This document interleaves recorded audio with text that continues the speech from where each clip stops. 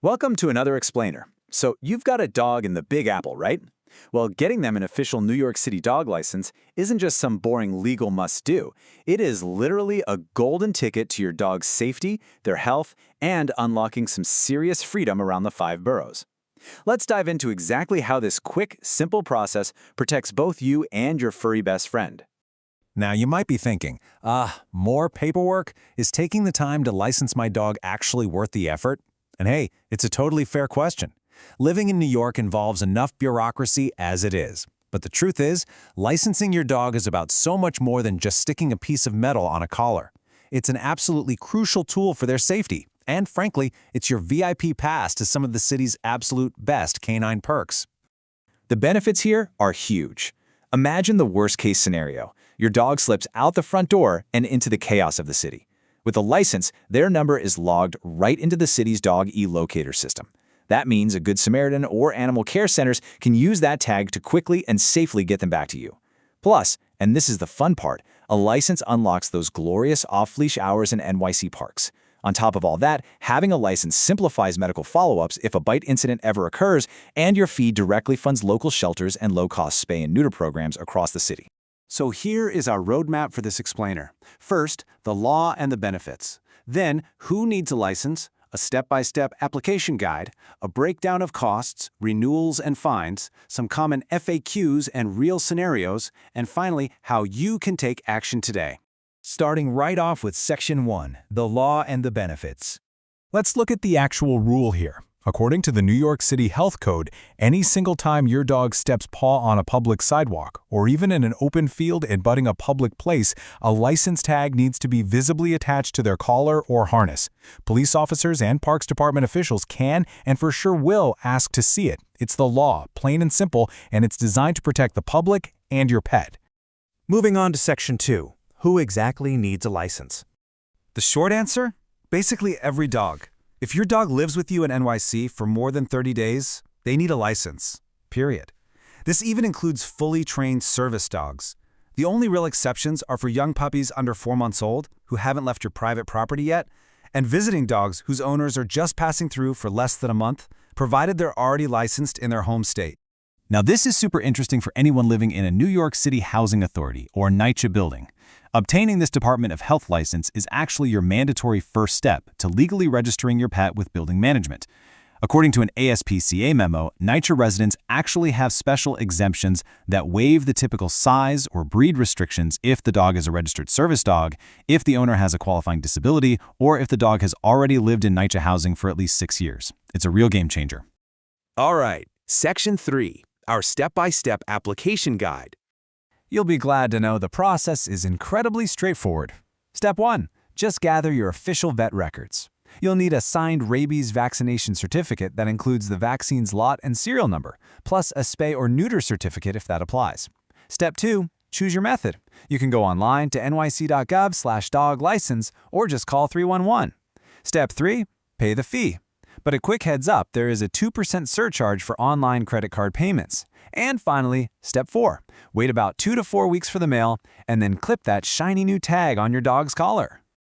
Oh, and a quick pro tip, if you prefer to skip that 2% online processing fee, you can easily download the paper application, fill it out completely in English to avoid any processing delays, and just mail it to P.O. Box 22136 in New York with a check or money order made payable to NYC DOHMH. Let's talk money in Section 4, costs, renewals, and fines. Here's where being a responsible pet parent literally pays off.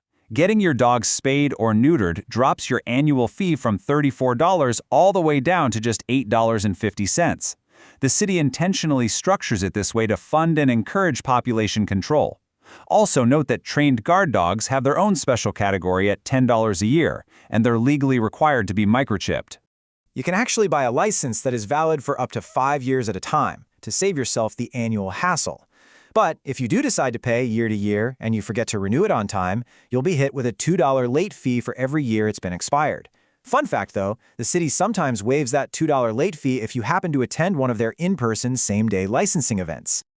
You definitely, absolutely do not want to get caught without a license. Picture this. You're enjoying a sunny Saturday at the dog park. only for an official to hand you a $25 fine because you wanted to skip an $8 fee. Bruin weekend, right? If you get caught again, it's $50.